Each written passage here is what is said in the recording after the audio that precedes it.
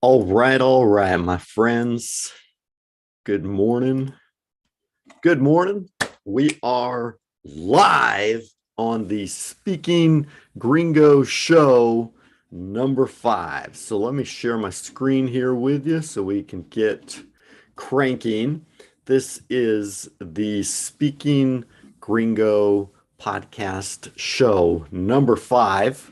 So today we are talking about how to learn English expressions, how to learn those idiomatic expression, those idioms, those phrases that don't often make sense and confuse English students.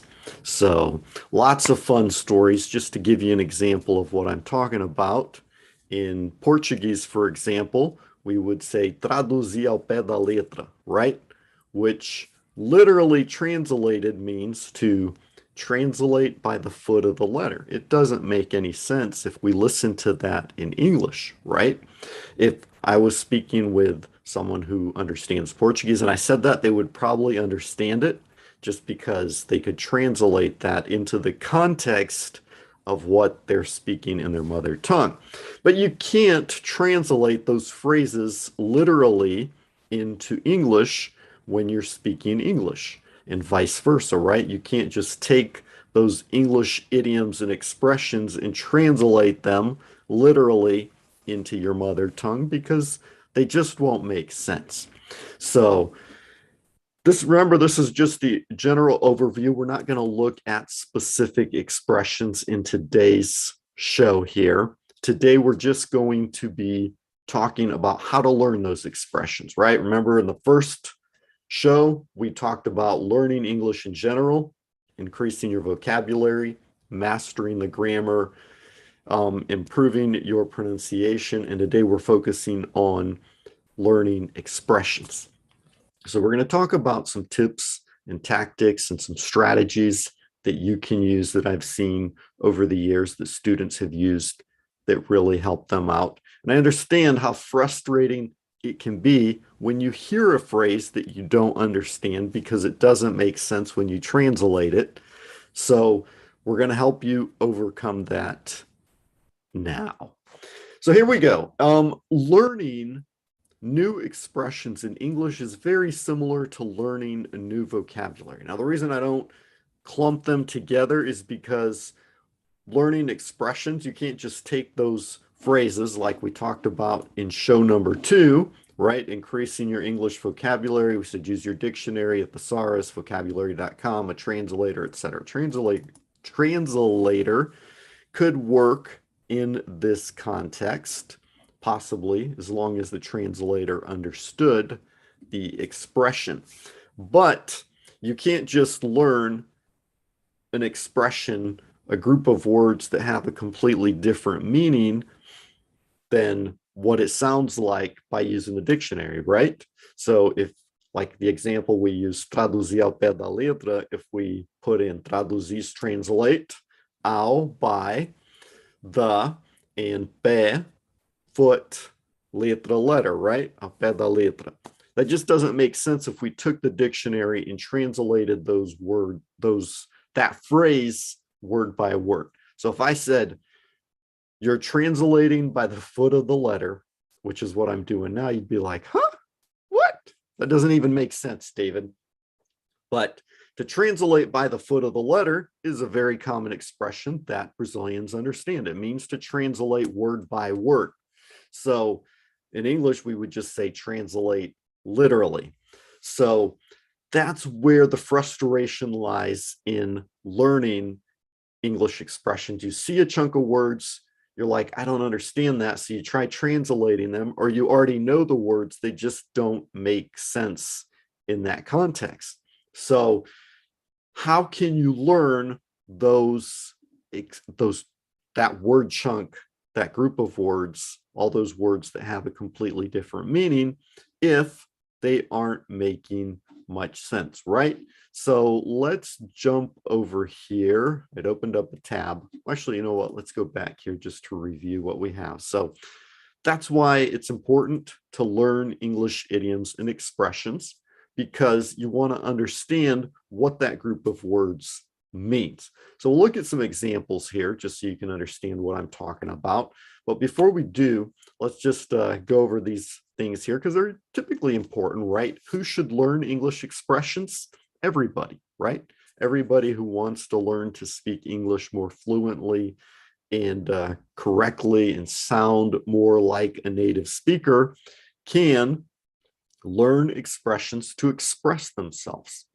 It's when you have a concept that you want to, something you want to express, knowing the right expression to use can help communicate that to the people you're talking to so they understand what you're saying. So it doesn't matter if you're a beginner, if you're intermediate, or even if you're advanced, you're going to want to learn to use these expressions. Just like increasing your vocabulary, you want to increase the expressions that you know. So that begs the question, how do we learn new idiomatic expressions in English? So you have to learn that group of words, just like it was a single vocabulary word. You have to understand what that word means. So how can you do that? Tools that'll help you: books, magazines, articles. Read a lot in English, because if you go out and just try to talk, you're not going to know the right way to express yourself. But when you read, you see how other people express themselves in their articles when they're speaking, and then you're like, you don't understand it, you go and learn it just like you would a vocabulary word. You'll understand it, and then you'll be able to use it. Another great way to learn expressions is by watching movies in English. The English language is full of expressions, and movies capture that, the way people speak, right? The day-to-day living. You're watching a movie, you watch one of your favorite series on TV, and you see people communicating and learning the language. And movies are great because you can listen. You have the subtitles, so if you hear a word you don't understand, you can see it in the subtitles and you can learn what it means. And then, of course, you can look for the classic YouTube classes here on, come on, Zoom doesn't want to let me. I think I can do this. There we go. Got rid of that, the toolbar. So now I can actually get that last tab there. So you can find teachers who teach expressions online. So for example, you see here, learn English in 30 minutes, all the English basics you need. We've got learn professional English expressions for fluent English. Useful phrases for beginners. That's not really what I was looking for. Let's look. Okay, let's see here. We have 100 typical English idiomatic expressions. So let's see what they have. Hard to swallow means difficult to believe, right? So if you tell somebody something, let's say you're going into work and you tell your boss why you're late to work. Hey, boss, you're not going to believe it. I was driving down the road today and, the dragon flew in front of my car and I had to swerve and another car hit me. There was a big accident and that's why I'm late, right? Your boss is going to be, dude, that's hard to swallow, okay? And you're going to think to yourself, hard to swallow, difficult to put in your mouth, swallow. What does that mean?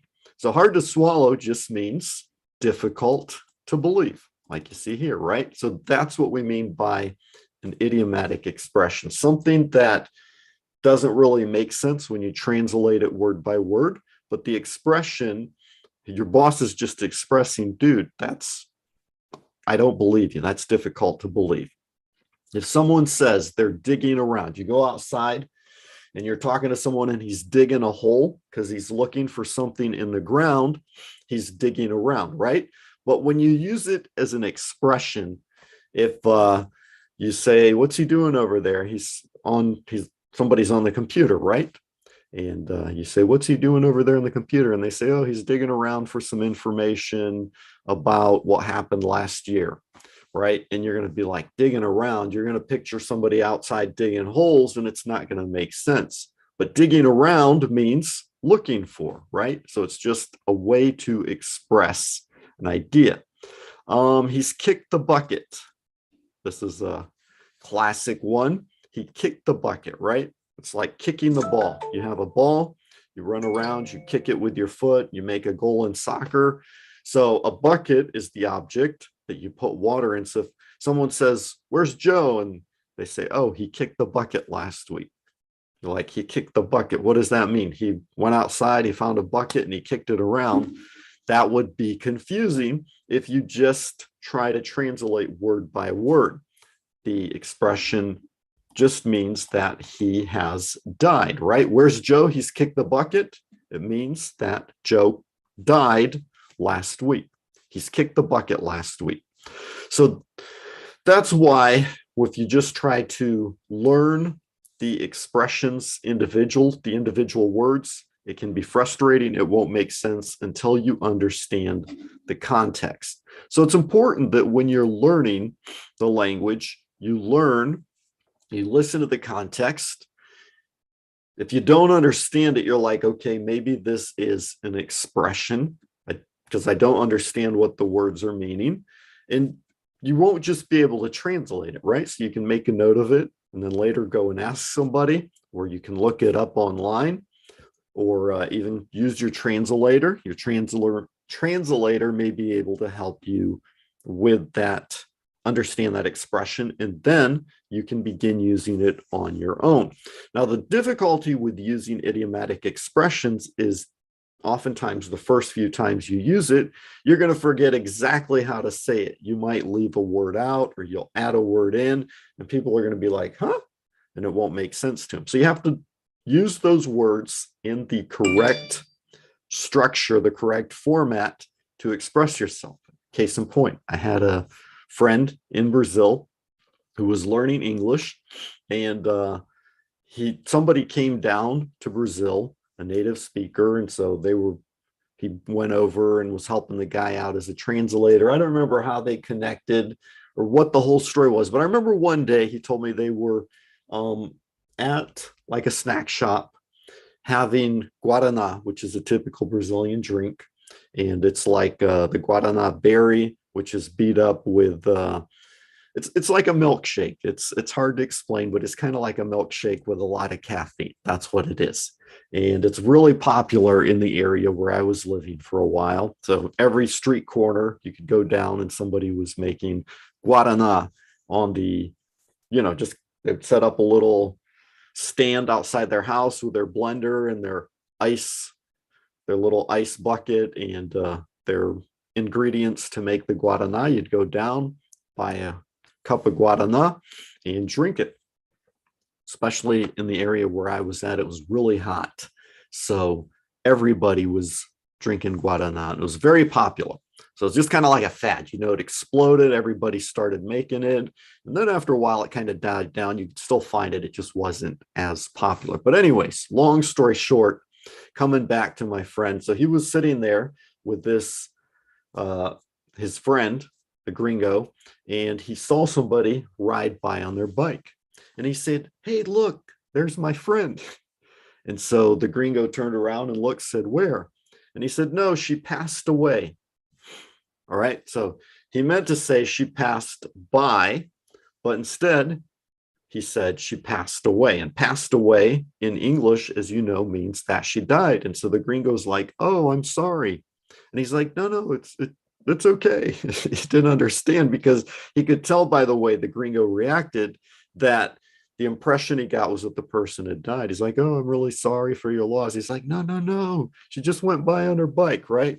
So that's an example of expressing yourself in a way that's going to confuse people. So through that, he learned that there's a difference between pass away and pass by. He knew pass by, but when he went to speak it, because he had just learned the expression, he used pass away, which was confusing to his friend. So that's why things like this can be confusing to people when you're practicing English. So don't stress out about it. Don't worry. Don't get frustrated when this happens.